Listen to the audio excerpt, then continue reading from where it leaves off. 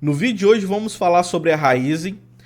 Hoje o vídeo é de atualização do último resultado que ela apresentou na sexta-feira depois do fechamento do mercado e a próxima call da empresa, onde ela vai apresentar os seus resultados, vai ser amanhã, na segunda-feira, às 9h30 mais ou menos, no horário de Brasília. Desde a última gravação, quando a gente gravou o vídeo sobre a Raízen, teve uma queda de 33,21%, tá? E nesse vídeo aqui, se você não viu, vou deixar o link aí embaixo, onde eu me aprofundei, fiz uma análise bem completa sobre a Raízen, e nesse vídeo eu já tinha falado que o preço não estava descontado. Eu já tinha avisado que estava caro naquele momento, baseado em algumas premissas que olha lá o vídeo para você ver, tá? Lembrando que eu sou analista CNPI, se você está chegando agora no canal e não me conhece, meu nome é Vitor Valério, sou analista CNPI, mas a minha intenção aqui não é fazer recomendação de compra ou venda. A minha intenção é fornecer para vocês informações para ver se faz sentido ou não você investir, tá? Lembrando também que essa análise foi feita no dia 15/2 e eu estou gravando esse vídeo hoje no dia 16/2 e vai sair o vídeo hoje mesmo, então eu espero não precisar de ficar editando muito esse vídeo, tá? Esse vídeo aqui foi o que eu gravei sobre a análise fundamentalista da empresa e agora eu vou aprofundar e ver tudo o que aconteceu e se vai piorar mais o cenário para a Raízen ou não. E antes de a gente começar, deixa o seu like aí para poder entregar mais, o YouTube entregar mais esse vídeo para outras pessoas e ajudar e fazer o canal crescer, tá? Se inscreva no canal também, ative o sininho das notificações, interage, coloque aí embaixo, Vitor, eu quero análise da empresa tal, tá? Eu leio os comentários, tá? E quanto mais você comenta, quanto mais você interage com o vídeo, assim o YouTube entrega para você o vídeo aqui do canal e aí você não perde nenhuma análise. Tá bom? Uma coisa que eu tenho que avisar é que a Raízen e tem outras empresas também de etanol que fazem o balanço de uma forma um pouco diferente de outras empresas. Então tá aqui a explicação, ó, que o terceiro trimestre tem o início em outubro e o término em dezembro. Então por isso que esse balanço tá como terceiro trimestre de 2025.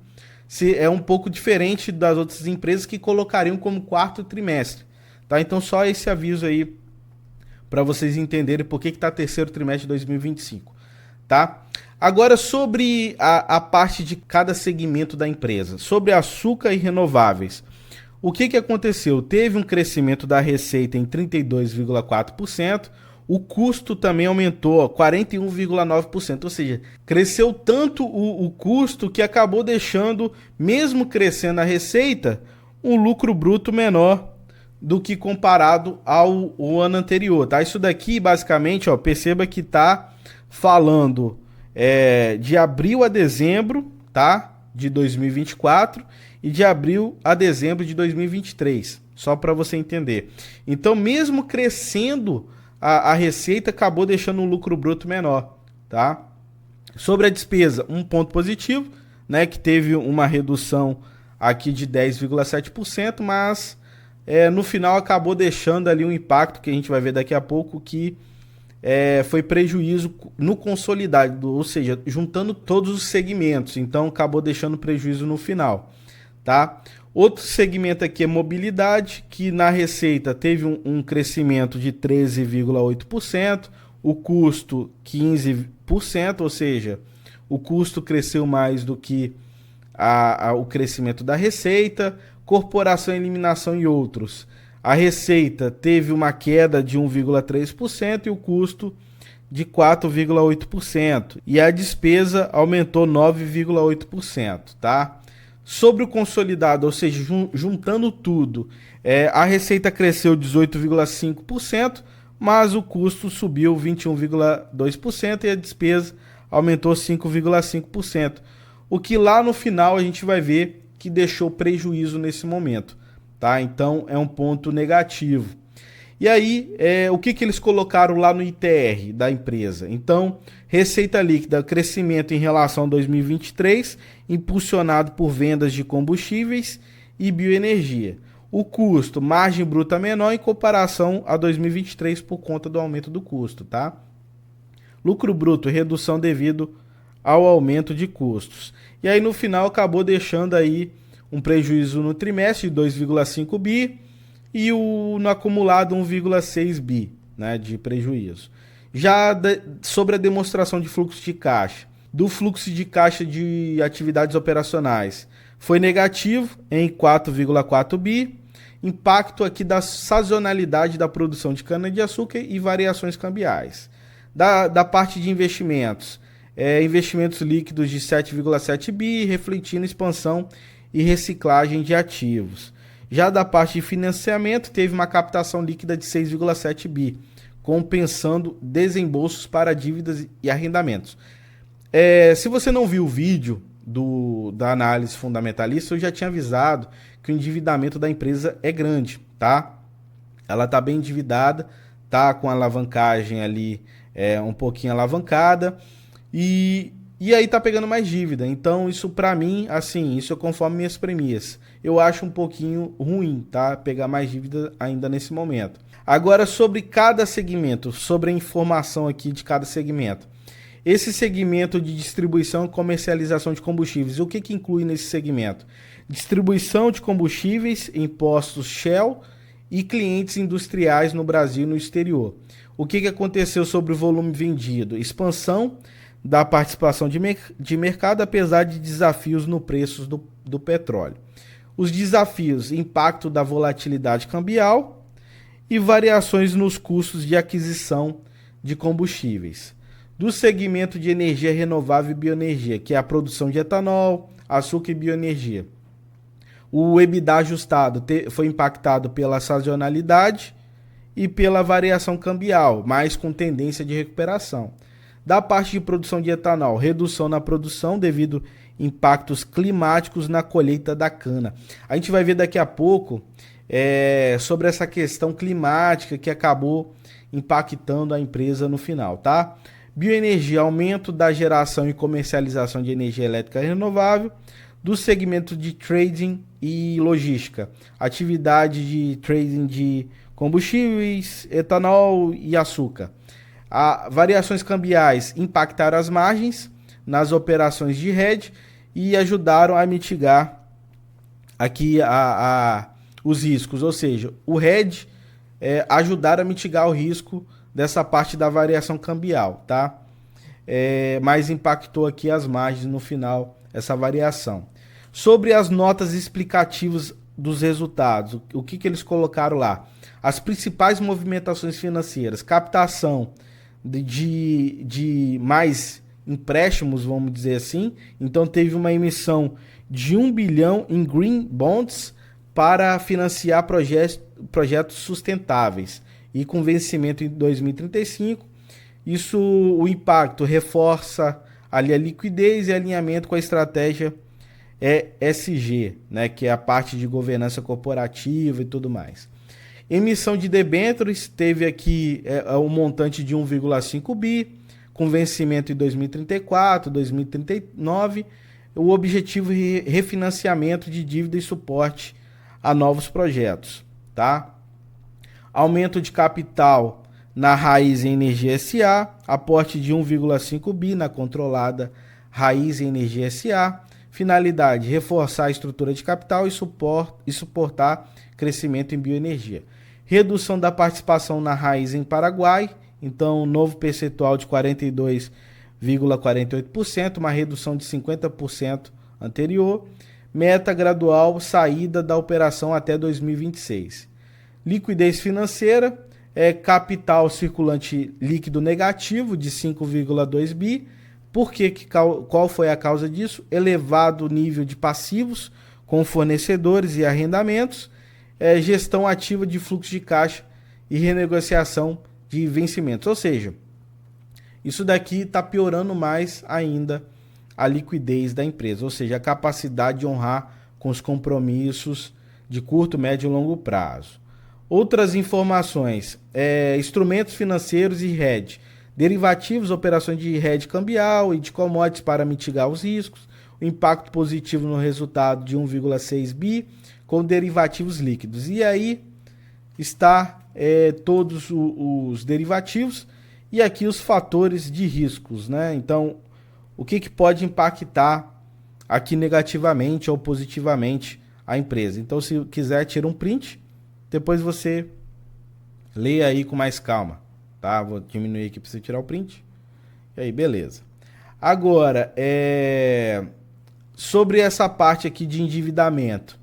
O total de dívida 52,78 bi, perfil de vencimento curto prazo 11,4 bi, longo prazo 41,3 bi, custo da dívida impactada pela alta de juros, ou seja, conforme vai subindo os juros, né, vai impactando mais ainda o custo da dívida. E nesse momento você sabe que os juros, a taxa básica de juros está subindo, né? E aí o que acontece? A tendência também agora no curto prazo é continuar subindo mais um pouco, é o que o mercado espera, né? E consequentemente também, se a taxa básica de juros cair, isso melhora o custo da dívida da empresa. Isso daqui foi o cálculo que eu fiz, vou tirar aqui a câmera, porque tô na frente aqui da parte do endividamento. Isso daqui eu fiz os cálculos baseados aqui nos resultados da empresa desse terceiro TRI de 2025. Então, no TTM, perceba que a margem bruta é de 5,4%, né? Então, se for comparar aqui a 2023, está bem menor. Então, ó, só para explicar aqui, ó, isso daqui é o de abril a dezembro de 2023 e de abril a dezembro de 2024. Então, perceba que a margem bruta caiu, né? Comparando aqui de um ano para o outro. Isso aqui é nos últimos 12 meses, então aqui adicionei mais um trimestre, tá? Só para você entender aqui a adaptação. Já a margem operacional, perceba também que caiu muito, isso aqui impacta muito no valuation da empresa, tá? Então passou ali de 4,06%, que já era baixo, ficou mais baixo ainda, e a margem líquida, que era muito baixa, agora já é negativa, ou seja, por causa do prejuízo. Então perceba que a situação piorou um pouco, né? Então piorou, o que já não estava muito legal, piorou mais ainda. Sobre a parte de custos, também aumentaram, ó, os custos aqui passou de 92,8% para 94,97%, ou seja, quase 95%. Já no TTM, 94,54%. Isso eu já tinha avisado no vídeo de análise fundamentalista que esses custos sempre vieram acima de 90%. Já a parte de despesa, um ponto positivo, né, que teve uma redução, mas essa redução não foi um peso tão importante para não chegar ao ponto de dar prejuízo, tá? A despesa administrativa também reduziu, mas como eu falei, também não serviu para poder deixar a empresa não deixar a empresa no prejuízo. E o resultado financeiro veio um pouquinho a mais negativo, tá? E aí o que aconteceu? Como a gente já viu, né? Deixou prejuízo. Sobre a parte de endividamento, a empresa, ao meu ver, está bem endividada, 72,09% de endividamento, na sua maioria de longo prazo, tá? E a empresa está 3 vezes, a dívida líquida sobre EBITDA está em 3 vezes de alavancagem. Então, assim, esse número não pode estar muito acima de 3. Lembrando que, se você está chegando agora no canal e não sabe, isso significa que demoraria 3 exercícios de EBITDA para cobrir a dívida líquida. Então, por isso que o ideal é estar menor do que 3, porque a maioria das debêntures começam a vencer com 3 anos. Tá? Nesse momento ele está quase no limite, né? Um pouquinho acima do limite de alavancagem. Voltando aqui com a câmera. Então, resumindo aqui tudo. A coisa piorou em relação às margens. A empresa está com endividamento alto, com a alavancagem ali no limite, tá? Então tem esses pontos aí negativos. Quais são os pontos negativos que eu vi lá no ITR? Primeira coisa, prejuízo, como a gente já viu. Então, redução do valor. Isso tem qual é o impacto? Redução do valor para o acionista e pressão para a recuperação dos resultados. Então, a empresa vai ter que melhorar isso para melhorar ali o retorno para o acionista. Aumento da dívida líquida. Qual que é o impacto? Maior comprometimento financeiro com juros elevados. limitando a capacidade de novos investimentos. Então, a empresa já estava endividada, está pegando mais dívida, entendeu? No momento que a taxa básica de juros, vocês sabem que tá subindo, né? A empresa está tentando jogar um pouco mais para frente ali a dívida, como foi falado, e só que a gente vai ver esse impacto lá na frente. Mas, ao meu ver, é um risco nesse momento.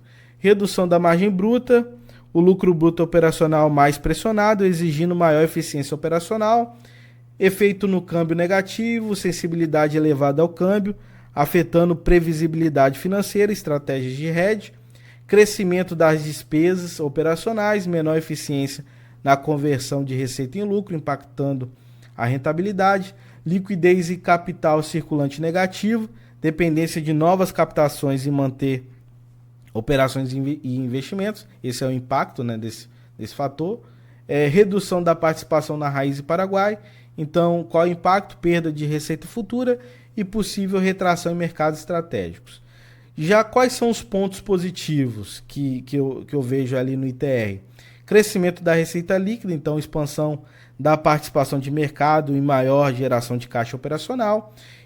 Uma coisa que eu vou até falar lá no final é que eu acabei de gravar um vídeo, eu estou gravando no mesmo dia o vídeo, na verdade, comparando essa empresa com outras duas do mesmo segmento.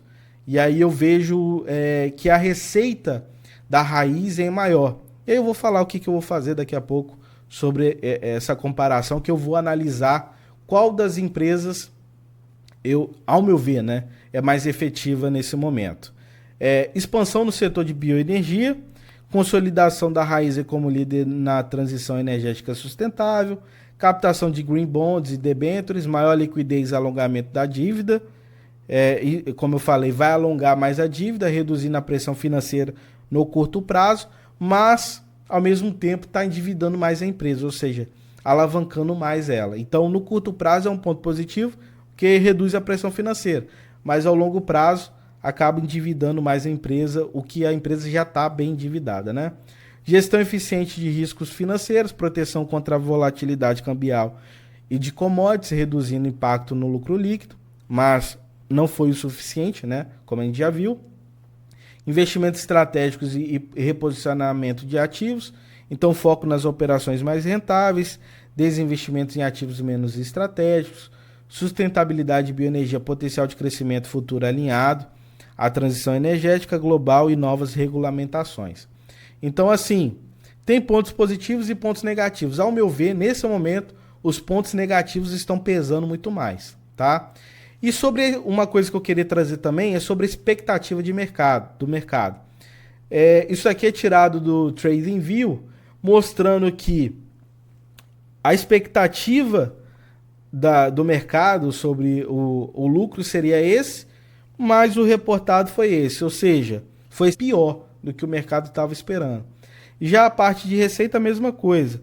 O que o mercado esperava era de 62,7 bi e o reportado 61,7, ou seja, uma diferença de 1,54.